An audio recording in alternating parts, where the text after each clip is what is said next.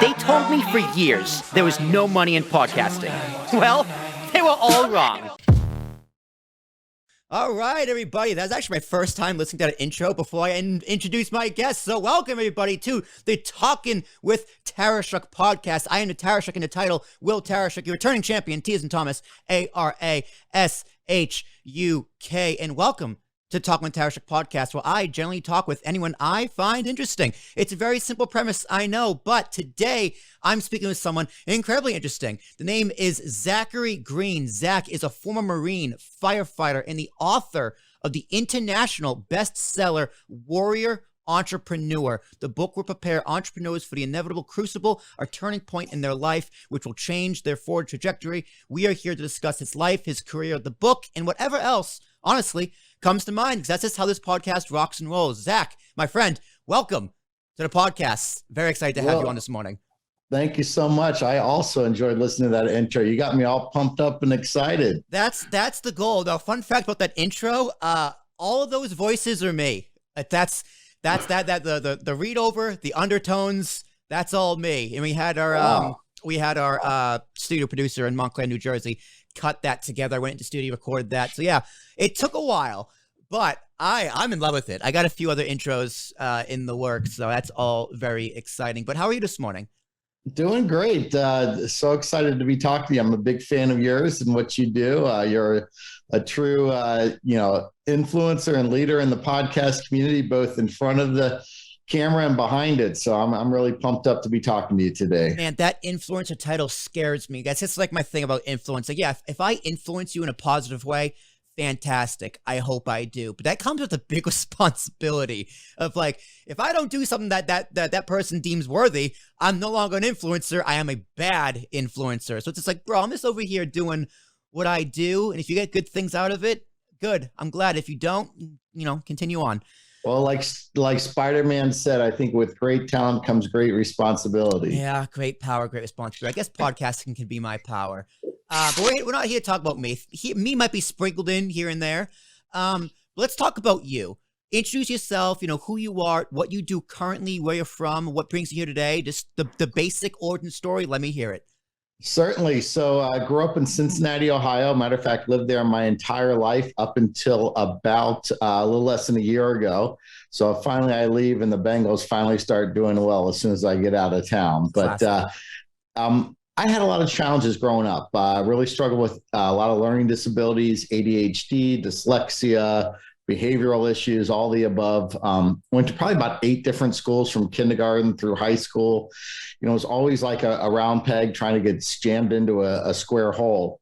And it's funny because they call it ADHD when you're younger, but when you get out of school, it's called multitasking. And then everyone says, oh, you're a great energetic multitasker. All those times that those teachers, told me I wasn't going to amount to anything, I was going to be a failure, I wasn't going to do well, it never bothered me. Matter of fact, it did the opposite. It really got me excited and challenged to prove everybody wrong, because I knew I had greatness ahead of me. I just didn't know what it looked like, and nobody else knew what it was going to look like. Always loved our country. I always had a deep patriotism, but especially for the Marine Corps. So I joined the Marine Corps right when I turned 18 years old. A really formative, incredible experience. What was interesting is I started to really understand this whole warrior concept, which is really what my mission has been over the last year or two with my book and consulting and online training course and everything that I've been putting together.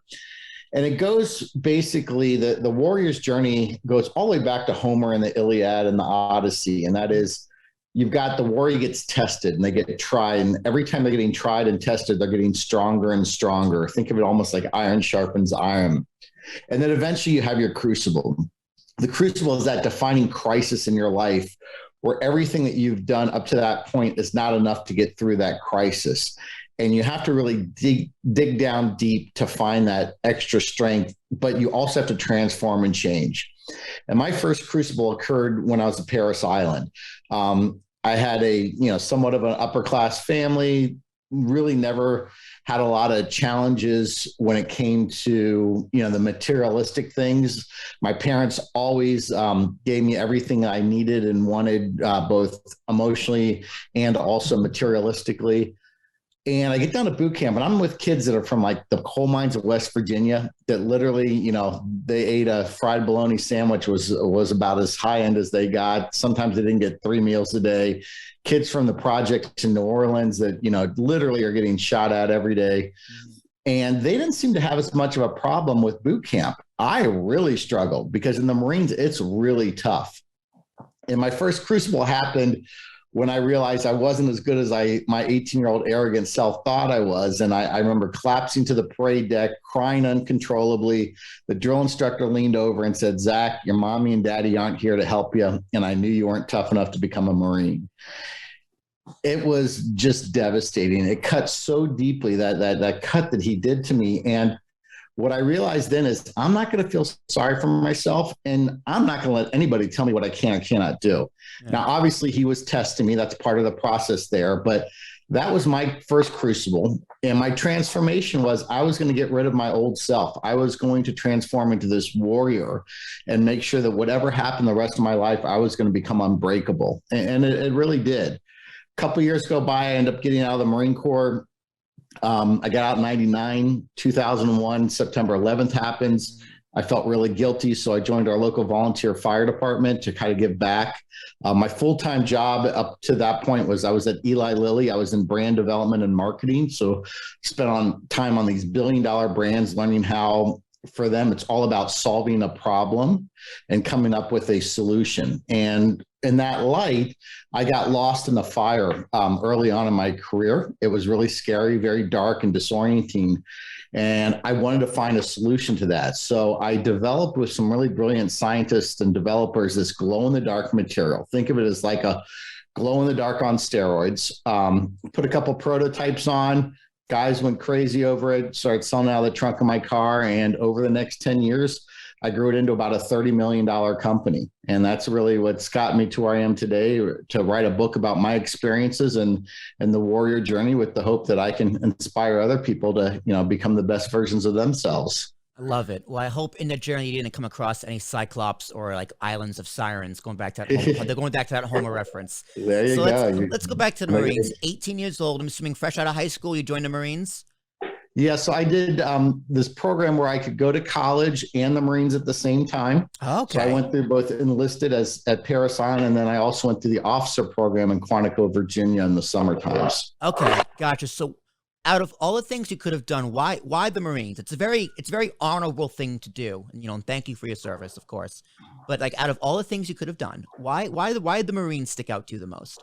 Well, I could lie to you and tell you because of this, that, or the other, but at the end of the day, they had the coolest uniforms. All right, man. Hey, man, that's a valid reason.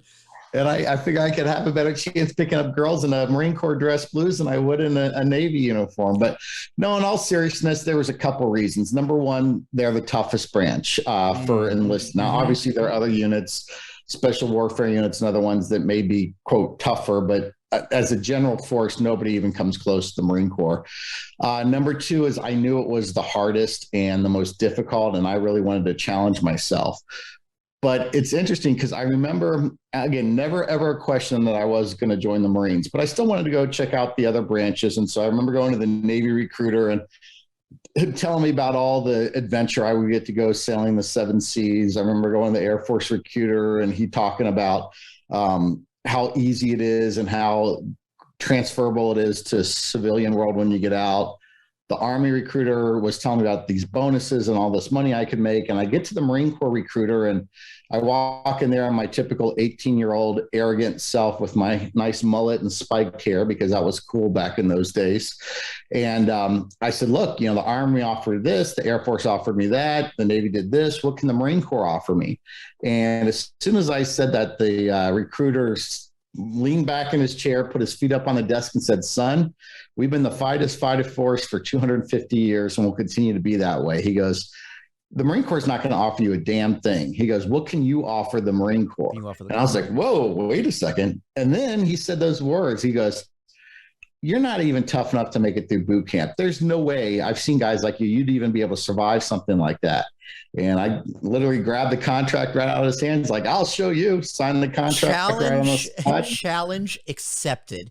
Checked and mated. The closest thing I have to boot camp is my cousin going through it, who says it was very tough. And the movie Full Metal Jacket. That's really it. It was 100%, except there was 4 drill instructors, and a Full Metal Jacket, you only really see one of them. Yeah, you only needed one. That guy was crazy. So talk to me about boot camp. What is, I picture it as, you know, they break you down, they beat you down physically and mentally, but at the same time, once you hit bottom, they build you back up and you're reborn as someone else. That's potentially how I see it. So I'm really, really privileged, and I'm at a point in my life where I'm doing some of the most incredible things. And I moved to Hilton Head. I'm 8 miles away from Paris Island. I'm on base probably twice a week now. I actually volunteer during their Crucible event, which is the culminating event for the Marines, where they stay up for basically 54 hours. They have to hike 20, 30 miles. They only get 1 meal or 3 meals during that time period. So I've gotten a chance to really see it. But the best way to explain recruit training is you got to break it up into phases. Okay. So the first phase is what's called receiving. That's when everyone just shows up down there. And you think it's going to be tough, but it really isn't that bad. Now, the big thing they do at the beginning phase is they don't let you sleep. For almost 3 days, you're on your feet. And when you look at interrogation techniques, we don't waterboard. We don't pull your fingernails out. That's the shit you see on the movies and stuff.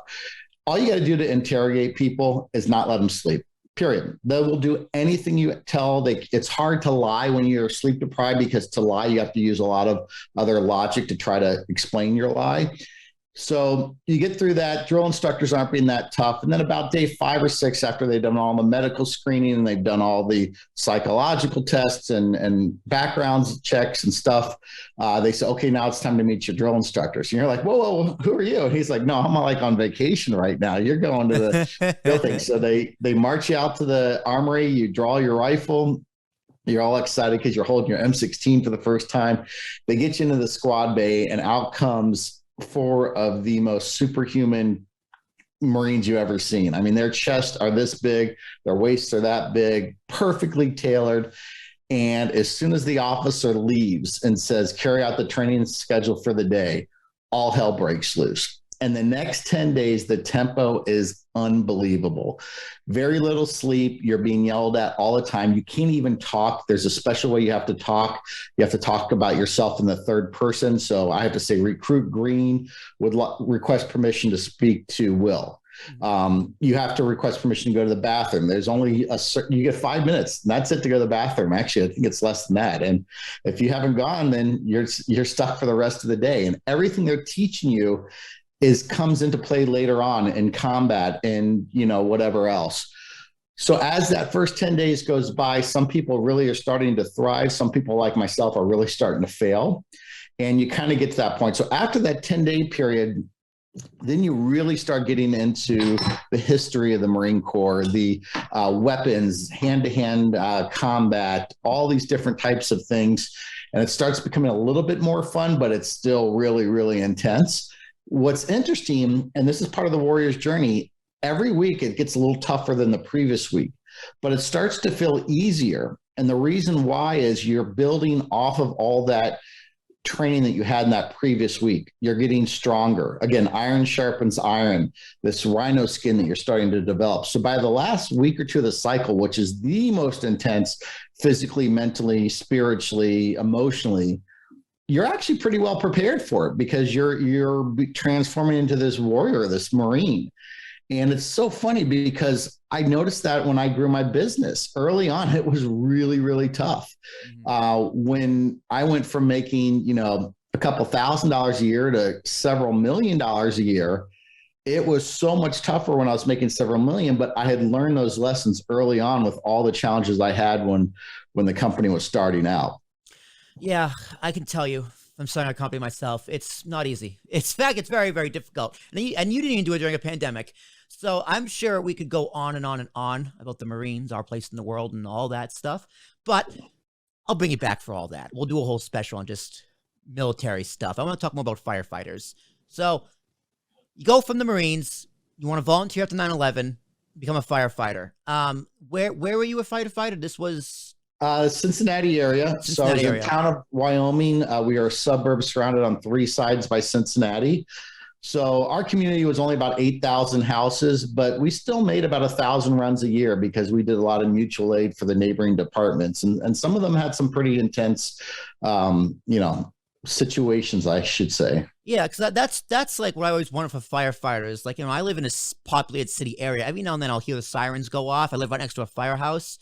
But like, what's the day-to-day like for a firefighter? Like, what are your typical calls? Like, is it a lot of fires, electrical issues, whatever, a cat in a tree? Like, what's a typical day as a firefighter? So believe it or not, we still do get cat in the tree calls. I love it. It's amazing. It's funny because we always tell people, ma'am, have you ever seen a cat skeleton in the tree? You never have. They always come down. And if you put a ladder up on that tree, they're going to go up higher in the tree and be more even difficult to get down. But no, I would say the vast majority of what we call smells and bells alarms, false alarms, that thing. The problem is you have to treat every false alarm like it's the real deal. Go in there in full gear, full setup. We have a lot of what we call EMS support runs where we have somebody that they just need more manpower. Maybe they're a very heavy set person and we just need help getting them out of the house. Maybe it's a trauma and we have to help provide advanced life care for them. But then the next thing probably would be the motor vehicle accidents. And because we were a community that had a main thoroughfare. And there's this concept called mechanism of impact. So if you're on a freeway and everyone's going 50 miles per hour and you hit the car in front of you, the mechanism of impact may only be 5 or 10 miles per hour. Or if you go into the guardrail, it's 50 miles per hour because it's your speed minus the speed of whatever's in front of you. But when you're on a road that doesn't have a barrier, like our situation where you can go 45 miles per hour and another car's coming in at 45 and they hit, that's a 90 mile per hour mechanism of action. That's pretty damn serious. So you get a lot of car extractions and other stuff. And then the fires, I would say probably somewhere a couple dozen a year where you're actually something's on fire and you're putting what we call wet stuff on the red stuff. And then I'd say there's about 3 to 5 a year that are what we call, the big ones. We call it see it the big one. Yeah. And that's where we're fully masked up, hands and knees, 0% visibility, fully involved houses, and that's where anything happens from making rescues to recovery to very, very intense dynamic actions. And you just never know. I mean, you could have one day where you'll get 2 major structure fires in one day and then nothing for the next 2 months. There's just no rhyme or reason to it. Yeah, it's just sometimes fires just happen. A lot of them are accidents, and it's just crazy situations. So what's the most dangerous situation you've been in, or one of? It's interesting. The most interesting thing I find is not the big fires. Those are actually, I wouldn't say they're easy, but those are those things that you get used to, and it's science. I mean, it's just physics. You find the red stuff, you put the wet stuff on it. The most scared I ever was a carbon monoxide run. I went into a house, I actually knew the family. Everybody had headaches. They'd all been sleeping a lot of day, which is the number one thing. I go in the front of the house. You can't smell anything. The dad's acting kind of weird. And my meter goes off. And usually, and again, I'm sure I don't remember the exact words, it's 10 or 20 parts per million of carbon monoxide is considered serious. When you get above the 80 to almost 100 point, then you're talking trouble. And when you get anything over 100, you're in a lethal situation. This guy was reading 300 parts per million. Oh my God. So as soon as we opened that front door, I immediately backed my crew out. We masked up, full coverage. He's looking at us like we're funny and we're screaming at him, get out of the house. They're all kind of like taking their time. We're like, no, get out. Kid's upstairs asleep, which means the kid was in big trouble because that's one of the signs. We got him out. Before you know, we had 4 ambulances out front. We're giving them all oxygen therapy. And I would say they were probably somewhere in the 15 to 45-minute range of the whole house being dead and all 5 of them not making it. So for me, that was the most scary thing, just because how simple it was, how routine it was. We walked up to the front house like most carbon monoxide are, which is not that big of a deal. Yeah. And that was scary. So that was one. How does something like that happen? How does a carbon monoxide leak happen? And You know, why is a firefighter the one to take care of that? Yeah. So anything that's, considered a life-threatening illness, the fire department covers it, where the police are more if it's like a person that's causing the problem. Right. We cover more if it's something that's causing it. Main source of carbon monoxide is just outdated, like hot water heaters or HVAC system. I'd say the most common thing is you have a blockage in the exhaust of so a lot of your HVAC is going to exhaust into your chimney. And if you get a squirrel in there or a bird's nest, and that blocks the ability for your heating unit to expel that carbon monoxide, it'll hit that bird's nest and then start backing back down again. Right. So those are the areas that get a little dicey with that. And then the thing, so the need of an carbon monoxide detector, I think in some ways is even more important than a smoke detector. Yeah, because at least you can see and smell smoke. Like, this is just straight up gas. Like, I remember when I moved in. You'll never know. Never know. My monoxide detector had to be replaced. And I was like, oh, they better take care of that like today, because God forbid. So talk to me about the brotherhood. It's like you go from the brotherhood of a military, which, band of brothers, to a brotherhood of a firehouse. So talk to me about the relationship between the two, and like, yes, this the brotherhood, the differences, the similarities and differences between the brotherhood in the military and the brotherhood in a firehouse. It's a really good question. And the whole time I thought that I was joining the Marine Corps for patriotism or joining the fire department for service to my country or city or community. The reality was it wasn't any of those. I said it was, I thought it was, but it was always about having a sense of purpose and being part of an elite team and that brotherhood. And that's what I was chasing. I had a great experience in high school football and wrestling and hockey and being part of that team when I was in the Marine Corps. Even though these are guys I had virtually nothing in common with, they were my brothers. I mean, we did everything together. We fought together. We bled together. We cried together. We chase strippers together. I mean, all the crazy stuff that you do. But if they weren't in the Marines and I was in the Marines, I would probably not even say hi to them on the street. I just had nothing in common with them. There was something about when you suffer together, the growth that happens. On the fire service, that's really the power of the fire service is that brotherhood. It's sitting around on the tailboard of that fire engine and just telling stories and just making up lies and telling jokes and just smoking and joking, as they say. And it's funny because it goes all the way back to, as far as our country's history with these firefighters. It started actually with the Irish, because the Irish were the absolute lowest class of society in our country at that time. And the worst job that was worse even than being a garbage man was being a firefighter. So a lot of the Irish, and I can say this because I'm part Irish, that was a real component of it. And so when you see firefighter funerals or events, you see a lot of bagpipes, you see the kilts, those are all in that Irish tradition. And it's because the Irish couldn't hang out with anybody else. And so that fire station was kind of the natural component there. So, we went out together, we hung out together, we had a lot of fun together, we battled fires together. But yeah, that was really special. And that's something that I deeply miss right now. Do you ever go back, like, or just you can like volunteer time at the firehouse? Obviously, you don't want to be fighting fires. I'm assuming you're retired from that. You're a business owner, but you could still. You keep in touch with them? Do you ever go back, charity events, anything like that? Yeah. I mean, that's the beauty of Facebook. I've connected with some of my fellow Marines that I haven't talked to in 30 more years with Facebook. As the fire department, the company that I started was never supposed to be that big. I had no idea it was going to take off the way it did. And, a lot of my time would be spent building my business. I traveled on average 150 nights a year for 5-6 years. So I wasn't spending a lot of time at the firehouse, and eventually just, left, retired, quit, whatever you want to call it, the fire station. And it's cool to come back. And it's really, for me, it's special. We've moved from Cincinnati down here to Hilton Head, and driving by a fire truck and I see my products that I invented on the fire truck. And I go into the fire station and they're like, oh my God, you're that guy. It's really special. And to feel like I'm helping to continue to serve them.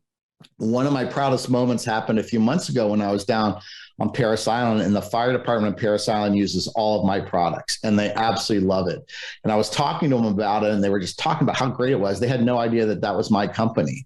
And so for me to have my life and experience start at Paris Island, 30 years I come back, and now I'm leaving a lasting legacy on the island. That was really special. All right, it's a perfect pivot to the business. So you start as a Marine, go to the firefighter. Now, that's not necessarily the typical roadmap I would see to be a founder, CEO, entrepreneur. So how did you become a businessman? You know, you're part of Emanate, which has 3 global brands, Lumaware, Foxfire, and ClearGuard. And you've grossed close to $30 million and raised over $4 million in venture funding. So how do you do that? How did you, like, did someone mentor you and teach you along the way? So, like, how did you learn about money, finances, business, entrepreneurship, or just, like how? Like, how did you learn all that stuff? I wish I could give you this great answer about how I got this MBA from Wharton or Harvard or something like that. Yeah. But the reality is I screwed up a lot, and eventually it all started working out. You know, fake it till you make it, so to speak. If you figured it out. Yeah. And honestly, Zach, that's like the most American thing I've ever heard. Just fuck it, figure it out. You just figure it out. And that's the deal, because I don't believe, especially with entrepreneurship, you're going to get a lot of value in formal education. Yeah. I'll take a guy that dropped out of high school and just hustled selling stuff out of the back of his car and doing stuff and built his cuppa, more than someone that sits there and talks about, you know, Keynesian economics and, you know, pivot tables with macros on Excel spreadsheets to do forecasting. I've always wanted to be an entrepreneur ever since I was a little kid. When I was very, very young, I would just do entrepreneurial type things. And as I started to grow and run through the corporate ladder, you know, I was in the software industry for a while, then pharmaceuticals.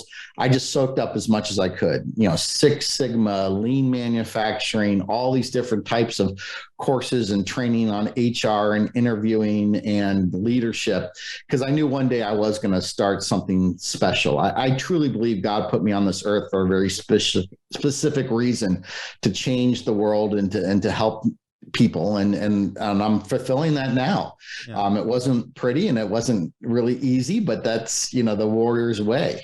And so when I got out there, and, you know, I think I can really boil entrepreneurship down to 3 questions. And you talked about mentors. Absolutely.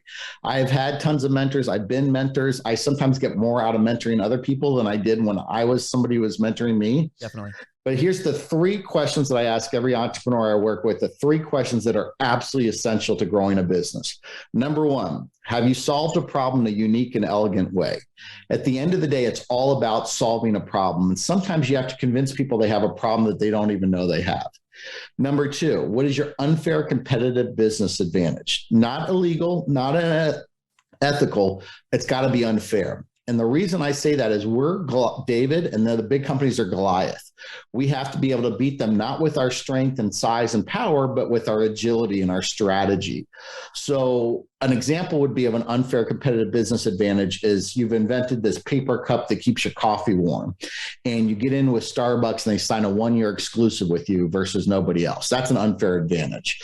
My unfair advantage was I only hired firefighters. I developed a network of 400 off-duty firefighters from all over the country to represent my products. And the reason that was an advantage is the big companies like Honeywell and MSA and Carnes and those other ones, they're hiring guys that are in suit and ties. Some of them had never even fought fire before. They're just slick sales guys. And I guarantee you the first question every firefighter asks when you show up at their station is, are you a firefighter? And if you're not, you'll never, ever get their respect and trust. It's very difficult. Right. The third one is you have to have kick-ass sales, marketing, and distribution. Without question, the most important of all those. You can take a really bad product, and as long as you put it through good distribution, you'll be successful. The Snuggie, stupidest idea in the world, billion-dollar brand because the way they distribute it. Yep. If people remember back in the 70s and 80s, there was a guy named Gary Dahl. He invented the pet rock. It was a rock. It's a rock. He put it in a box. Yeah, it's a rock. And it sold millions. Google it. Google the pet rock, yeah, Gary Dahl, DHL. But his marketing was brilliant. His distribution was brilliant. So if people can't find your product and they don't know about your product, it doesn't matter how good it is.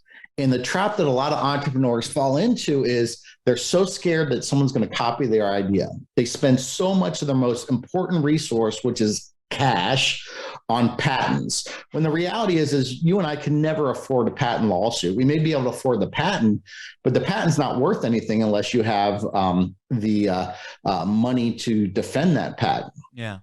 So those are all the things that start to happen that you need to worry about. And then finally, distribution. For us, our turning point was getting Home Depot. We were doing really well. The company was making a lot of money. We weren't making a lot of profit. But when we got Home Depot to start distributing our products, it just took off from there. That's interesting because I'm thinking of podcasting. I'm trying to answer these questions in my own head right now. So it's like, I think, okay, distribution with podcasting. It's like, well, we distribute free on all of them. Like all the major platforms, it's free. Anyone can do it. Spotify, Apple, Stitcher, Google, Amazon, etc. It's free. So it's like podcasting kind of cuts it off at the top, where it's like, okay, distribution, done. Like what makes you unique? Well, it's like we got to have an idea, and like podcasting is an early stage. Podcasting still in its early stages, and no one has quite cracked that code for how to make it like the next step. Everyone's doing them. A lot of people are doing them. A lot of people are paying attention to them. It's starting to make a lot of money. But there's still a lot of space for innovation in the podcasting space. So how did you innovate your space? You know, you mentioned that you go to the firehouse, they see all my products. So I guess, what are the products? Yeah. So they're glow in the dark material. So the problem is when you go into a fire, you either lose electricity, you lose smoke, and as a result, you can't see anything. I mean, we're talking so black, your hands in front of your face, you can't even see your fingers.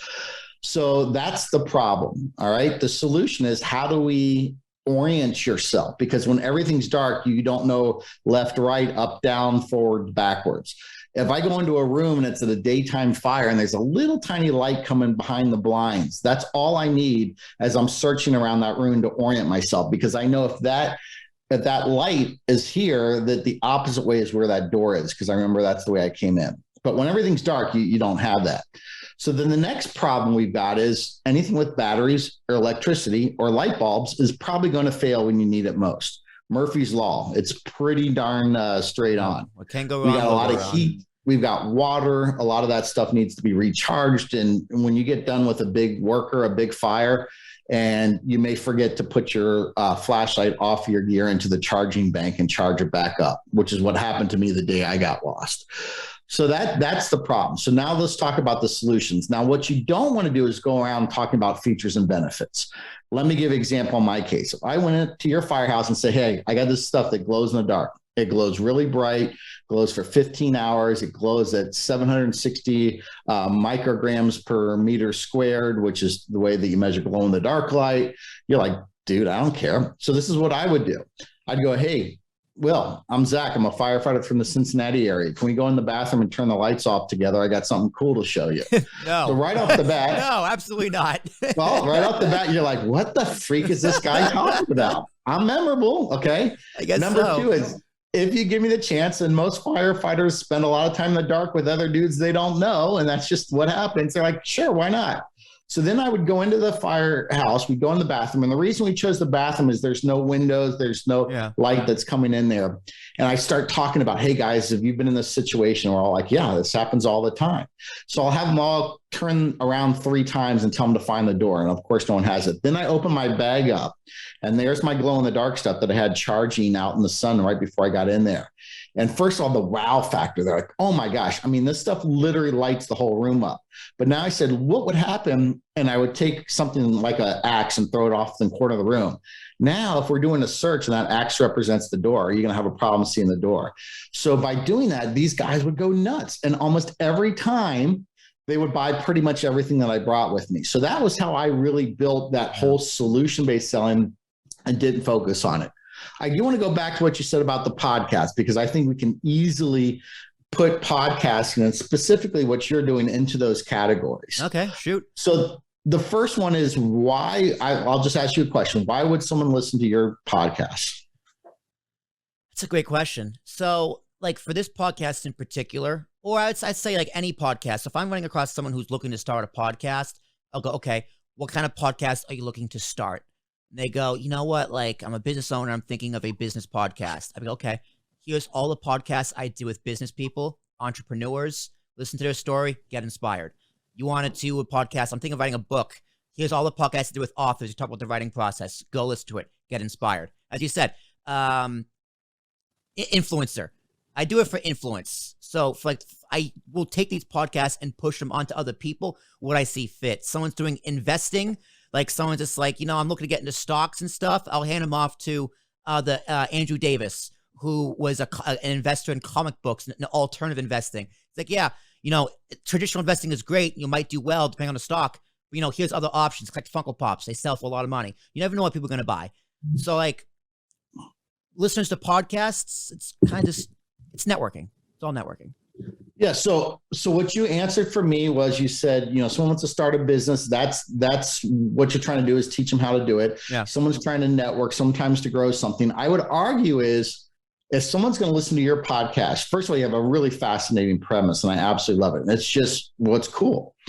My problem is I'm going to go out today and I'm going to go ride on my bike or walk on the beach. And I get bored out of my mind because I got ADHD. I got to listen to something. You're solving the problem of my boredom by giving me something interesting, by giving me the opportunity to think about your words and your guest and your show to take my mind off how much it sucks to go running. And I've got something interesting to do. So that's your solution. So then the next one becomes, what's your unfair advantage?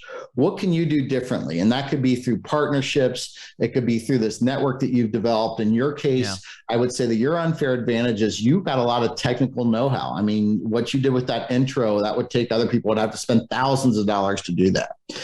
And then finally, your sales, marketing, distribution. Now, obviously, that's great that its distribution is free, but what about your social media following? What about the cross-marketing promotions you can do? Mm-hmm. Those are the things that we can think about. And then once we can really get that distribution out there good, and we're solving a real problem, and we've got an advantage that's taking care of somebody else when we compete, then we can start to monetize it. And the way that you monetize a podcast is real simple. How many listeners and downloads do you have? Yep. And the more you can build that, the more value. That's why Joe Rogan sold his podcast for millions of dollars, because he has a lot of listeners and downloads. So we can take any idea, any thought process you want, from being an accountant to being a guy inventing glow in the dark stuff to a podcast host, and run it through those series of questions, those 3 questions, and really start to develop a good business plan and a solution. And you also have a podcast. So plug your podcast. Yeah. So I'm really trying to start this new journey. And the journey started with the book, The Warrior's Entrepreneur. The book talks about the science of adversity and how adversity makes you grow and get better and get stronger. It then transfers into my story. And then finally, I interview a ton of warriors, ranging from a mom that, working 2 jobs just to make ends meet, to entrepreneurs that, had to go bankrupt and multiple times till things finally worked out, to the first ever female Marine infantrymen, CIA officers, FBI. And this common thread that I found was hardship. Iron sharpens iron and grows you. And that's really what the podcast is. So the podcast is called The Warrior's Voice. We have 2 versions, a video version and a audio only version. We interview everyone from right now just had a wonderful interview with the commander of the recruit training regiment at Parris Island. This is the senior most official guy on Parris Island for training troops, telling us about their journey to make a warrior and to make a drill instructor and what you need to do. We've interviewed people, a world-class musician, on how the importance of spirit and the mind is to the warrior's journey. We interviewed a gentleman who lost a son to cancer. 2 years later, his other son committed suicide. A month after that, his wife kidnapped his daughter, and how that hardship has made him a better person and made him really pursue his passion, which is helping other people go through crisis in their lives. So that's that. And then the culmination here becomes this online training course. Now, it's going to be very different than your typical online training course where you're looking at PowerPoints or stuff. We're going to create a board game that's going to be kind of like Chutes and Ladders or like Candyland for warriors. So you're going to start off working your way through these different squares on the board game. And we're going to focus initially on the warrior tactics, the warrior traits, leadership, tenacity, courage, serenity, morals, all that type of things. Once you make it through that part of the journey, you can choose which track you want to take. If you want to go to the start your own business track, we're going to take you step by step on how to put together a good entrepreneurial plan, how to build a business pitch, how to pitch to investors, how to grow. If you want to go down this other track, you can go down the sales and marketing track, or you can go down the finance track. And as you're on this board game, you get to choose what adventure you need to take. But if you're not really good in this one area and you think you want to skip it, you can always go back, because maybe there gets to be a challenge on that journey that you're like, I can't solve this. Well, that's because you skipped over the finance section. Go back and do that. And the content's going to be a lot of me talking. We're going to have one-on-one coaching opportunities. There's going to be a workbook that goes with it where you have to fill out stuff during each step of the process, review it. We're going to have build a community of groups, have seminars. And so this whole concept of trying to help develop other warriors that can accomplish whatever their missions are in their life, be it make it money, be it health and healing, whatever. That's awesome. I'm looking forward to that. And it kind of goes hand in hand with your book, Warrior Entrepreneur. So what made you want to write a book? After all the things you've done in your life, you're like, you know what? Book. I haven't done that yet. Let's do it. You know, I think the number one thing was I wanted to give back. There were so many people that had such great stories out there that needed to be told. I had so many great mentors, and rather than just mentoring one or two people, I wanted to see how I could mentor the largest group. The other thing is I'm a storyteller. You know, ever since I've been a little kid, I love to tell stories. My dad has always given me a hard time. He's like, you exaggerate. I'm like, Dad, I'm not giving a deposition in court. I'm telling a story. If I have to make it a little more fun or a little more interesting or exaggerate a little bit, it's entertainment. And that's really what I want to do, is to tell stories and explain examples of how people got inspired through their adversity. Everyone told me I should just write an autobiography. And as I sat down, started working on it, and eventually met with my editor and their staff, he politely basically told me, other than your mom and your wife, nobody really wants to read your autobiography. Yeah. He's like, unless your name's Barack Obama or Elton John or something famous, he goes, you need to tell a story and you need to use examples. And the story that I realized was the warrior's journey and what it means, and taking it from the Homer and, battling the Cyclops and the Hydra and all that stuff to modern day warriors and what they go through. And that's how it came out. When the book was finished, I read about the first 15 pages. Honestly, Will, it sucked. I'm like, if I bought this book, I wouldn't even finish reading the first chapter. And then you go through the editorial process, and I had like 6 different editorial steps, from content to structure to syntax to, punctuation. Each of them had the different thing they worked on. They didn't really add anything to the book. They took a lot out of it and they rearranged stuff. And then the story was like, wow. Like, I read it so many times now because I really enjoy the book. I mean, it's a great journey and story. Good. That's fantastic. So tell me some of the stories in the book, some of the warriors you highlight. Yes, I think 2 of my favorite stories. One is about a Marine aviator.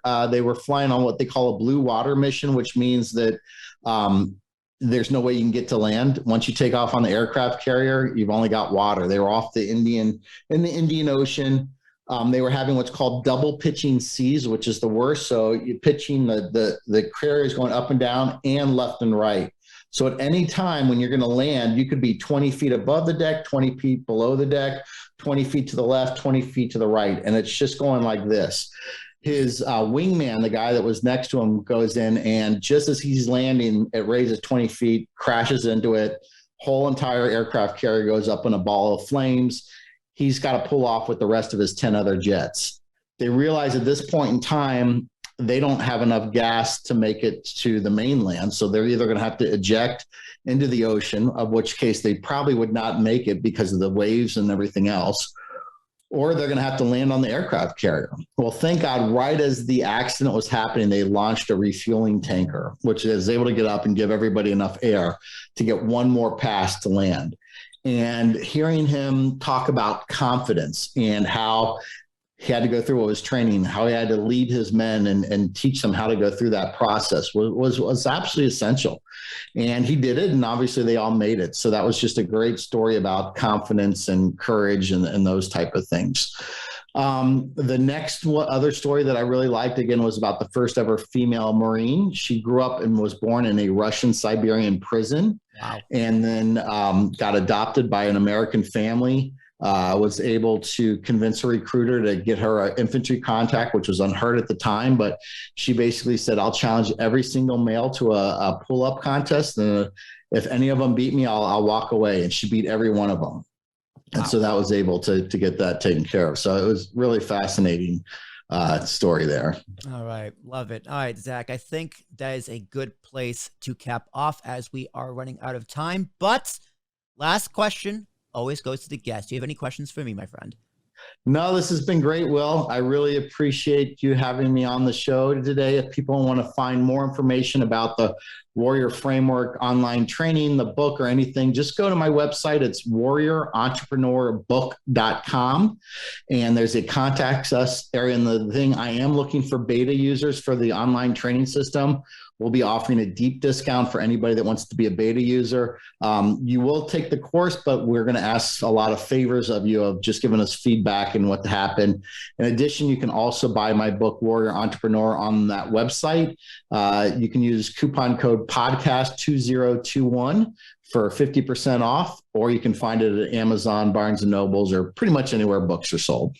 All right, we'll be sure to link to all those in the description on YouTube, as well as all the podcast platforms. Ladies and gentlemen, that has been Zachary Green, a phenomenal guest. I had a lot of fun. Can't wait to bring him back so I can ask him the rest of my questions I have on this sheet, dig deep to the military, and I'm sure whatever else will come to mind. But ladies and gentlemen, that has been our podcast. My name is Will Tarashuk. This has been Talking with Tarashuk. Again, my last name is Teason Thomas, Arashuk. To find all of my stuff, head over to ambiguouspodcastsolutions.com to learn about everything we do over at Ambiguous Podcast Solutions, because I am the entrepreneur as well, the founder of Ambiguous Podcast Solutions. My other podcast, the Ambiguous Podcast Solutions, where I talk to anyone I find interesting as long as they have a podcast. We talk about their podcast, their journey, what they're doing, what they want to do, etc., etc. This podcast is the exact same thing. Just you don't have a podcast. It just talk about anything other than the podcast you don't have. Email me, Will, at apspodcast.com. It's apspodcast.com to learn more about being a guest on the show. Let me know why you want to be on either show. And if you make me go, ooh, that's interesting, congratulations. Make it on. It's as simple as that. I'll be back next time with a brand new guest talking about, who knows? We'll see. I'm doing my own Odyssey where I speak to a bunch of people I'm connected with from my past. So that'll be fun. I can't wait to see you all there.